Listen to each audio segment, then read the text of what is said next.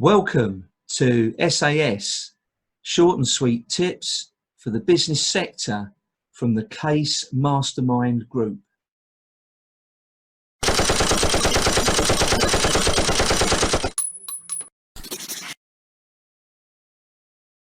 Certainly, and step number 2 is, I sort of alluded to this already, but map out and time with another pair of eyes. Now, the another pair of eyes is absolutely key there, because in large manufacturing businesses, my background's manufacturing, but particularly large companies, when they're using the lean toolkit, you would have heard that a lot if you spent time in manufacturing. One thing that they are big on, Kaizens, and that is a cross-discipline team. It's not made up of everybody within that department that deals with that process day in, day out. It's actually a combination or a collection of individuals, so from that business area, but also from all the other business areas, or someone from outside. And now what that does is that helps that different view set. You know, if you're stuck into the process, if you're stuck in the process day in, day out, you're not necessarily going to see things that other people are going to see from the outside. But also, if you are looking at that one process, then you also want to understand the impacts that the output of that process has on the next department or the person that's receiving the output, and likewise how that input gets into that process. So it's good to have that other area of the business in there as well. So it's important to have cross-discipline. So getting back to step 2, really is use that other pair of eyes to map out the whole, everything that you're doing, your existing process, map it out, but more importantly, time it as well. And the reason why you time it is because we tend to think of that unconscious mind that I've already referred to. We tend to think, particularly, especially when we don't enjoy something, we tend to think they take longer than what they actually are. Now, you could put all of your effort into trying to fix something that isn't really a problem, that is not taking you as long as you think it is. When in actual fact, if you're then doing, it works the other way around. If you're then doing something you like, you tend to think it doesn't take me that long. When in actual fact, the timing exercise and the mapping exercise actually produces some dare I say harsh realities, but some very shocking results. And you'll be surprised in how long you actually spend on certain bits of the business where you never thought that you would. So it's always a worthwhile exercise to map out and time, particularly with another pair of eyes. But one thing I will also add to that is, and I sort of said, look at this a single process, and I sort of alluded to it when I said get other people involved, but map the whole process. So don't just take one problem in silo. If you're tackling that problem, look all around that. How does that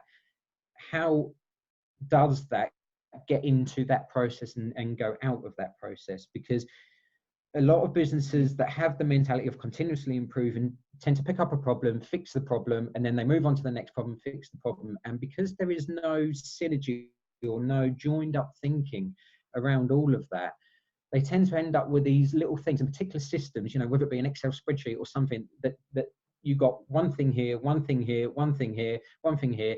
And it's sorted out those little problems, but the overall process has actually increased the processing time. So try not to, once you do have a problem to look at, understand the whole picture, understand the whole process, and map that entirely. And yeah, don't work with it in silo.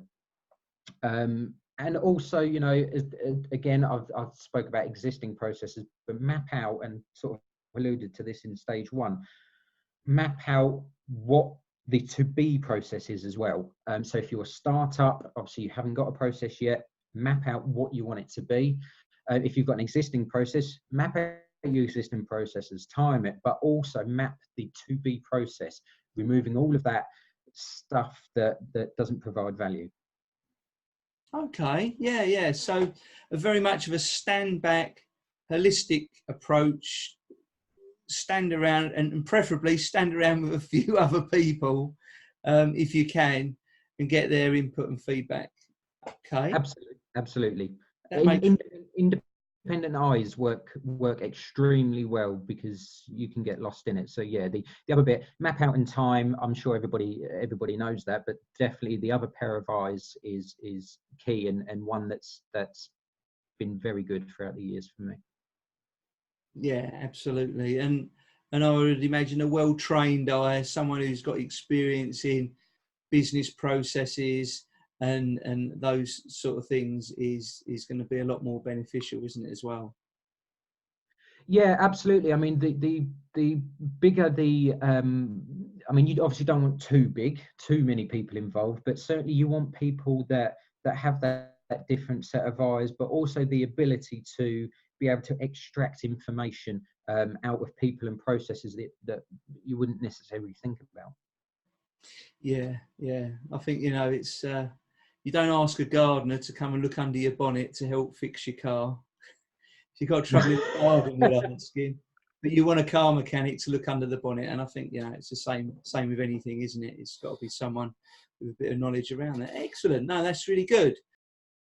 Thank you for spending time with us today. This has been brought to you by the Case Mastermind Group. Please be sure to follow us in the links to this message. Please give your real, honest feedback on what you have just heard and share what you enjoyed or liked the best. We really do check the feedback that we receive. Please also share with your friends who you believe could benefit from it, just to show you care. To our listeners, remember, no matter where you are on the mountain of success, let's enjoy the journey together to the top. We will see you there, my friends.